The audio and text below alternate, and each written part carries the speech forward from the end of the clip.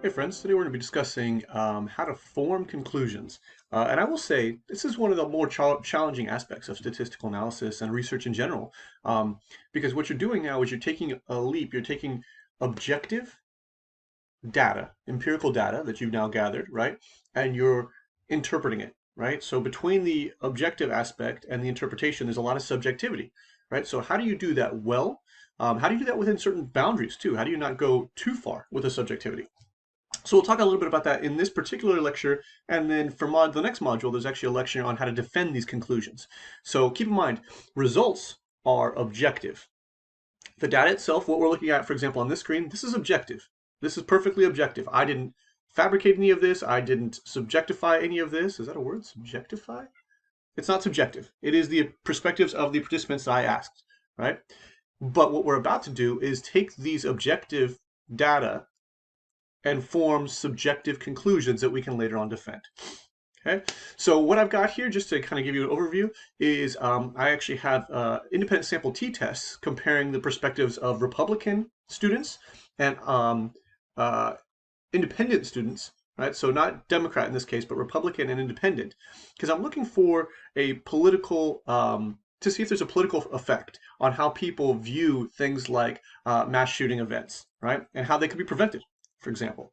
Right? And you'll notice the numbers here. I've got 63 Republicans and 37 independents. So already we've got a little bit of a flaw in maybe how we might form our conclusions because our sample is not evenly distributed. Obviously, we have a sample of exactly 100 in this case, but it's a 63-37 split, right? As you can see for the n values there listed for these answers. So already there is a little bit of a I don't know, weakness in our interpretation. Ideally, it would be closer to 50-50 because equal representation of these groups would help us be more certain about our conclusions. But it's all right, no big deal. We can still get some good data out of this. If you look at the questions, or the statements rather, they were agreeing or disagreeing with. Tighter gun control laws would have prevented this incident. Looser gun control laws would have prevented this incident. Stricter immigration, looser immigration, mental health, and then the last one, nothing could have prevented this. Right? And when we talk about this incident, we're talking about a mass shooting event where I believe 10 or 12 people are killed. All right. Uh, and I want you to kind of look at the data here. If you look down the means, right? So there's a means. I don't know why I'm using my finger. You can't see where I'm pointing. The means column here, right, indicates how strongly they agree or disagree. A higher score indicates greater agreement with a statement. A lower score indicates less agreement, in fact, disagreement. Anything below a 3 indicates disagreement. Anything above a 3 would indicate agreement. And it trends in those directions, right? So if we look at these, there are some differences between these scores from many of these. Some of these are very close, for example, right here. Very, very close indeed. This one's very, very close indeed, and that one's actually pretty on the mark too. So if we come down over here, if we look at the t-test results, right, I always start just by looking at the significance, because if it's not significant when it comes to statistics, it really doesn't matter. Really doesn't merit worth talking about a lot, right? So if we look at these, keep in mind we want our p-value to be below 0.05, right? So our significance needs to be below 0.05. This first one is, right? And we're always going with the top number, by the way. You'll notice each one has 2 listed. We're only going with the top one. So in this case, higher than 0.05, we got a 0.019, so significant. The one below it, 0.031, also significant. And then they just skyrocket. 0.673, 0.623, 0.409, and 0.312. Basically, these last 4 are not even up close to significant. Sorry, another cat. Right? Not even close to significant. So what we're seeing here is essentially there is not a substantial difference for these last 4 statements between Republicans and independent leaning students. Right? So if we just look at the first 2, tighter gun control laws could have prevented this incident. Right? And in this case, the independents obviously seem to think that's a better idea. Independents identify more with agreeing with this statement. Looser gun control laws could have prevented this incident. Is the next statement, right? In this case, neither group really agrees. Neither group really thinks that that is the appropriate way to go. They don't show us like a serious agreement with this. But if you notice, the Republicans seem to show a higher level agreement with this statement at 1.71. And in both cases, these are significant contrasts. So what do I want to point out from this? So we've kind of already just, that's the chapter 4 sort of stuff, right? We've already talked about chapter 4 just now. What we've just discussed is more chapter 4 stuff. Now we're going to move into the conclusion aspect, and that's the chapter 5 stuff.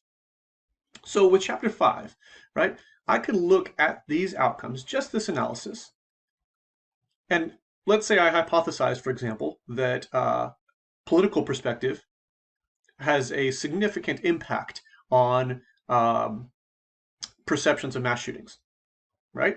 So your political perspective has a significant impact on your perceptions of mass shootings. If I look at this data, that would be a very hard conclusion to defend, right? Because we have 6 items here, 6 statements, and only 2 of them show a significant difference with regard to political ideology, political perspective, right? 4 of the 6 show no significance and not even close. It's not even almost there. I mean, 0.673, 0.623, not even close to significant. So what I would suggest, if I was doing this, I mean, I did do this research, but in this research, I concluded that political perspective isn't as substantial of a factor as most people think it is with regard to perspective on mass shootings. That it's actually not as much of a factor outside of the gun control argument, right? So that's a good conclusion.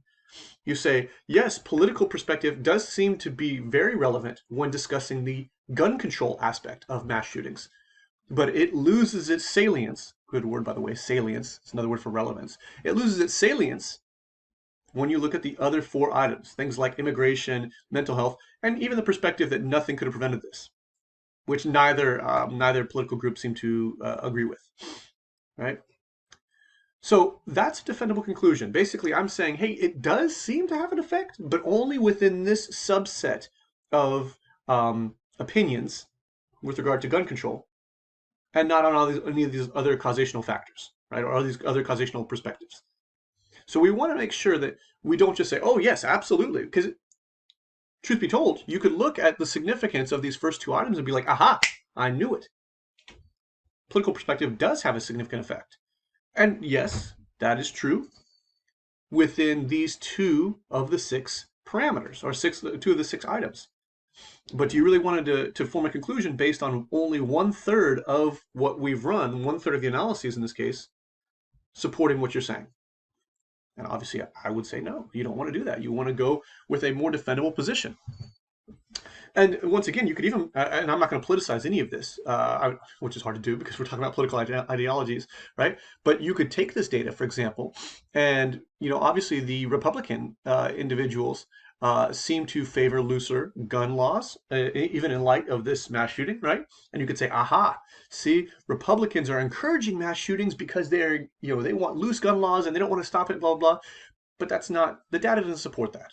That is pure subjectivity. And you see this, I bring it up only because you see the political groups go back and forth and do this against each other. It's not just the Republicans or just the Democrats. They both do it, right? They all do it, independents as well. They take this data and they weaponize it because they know most people will never go back and look at the data. They've create conclusions that aren't necessarily wrong, but are not supportable utilizing the data, right?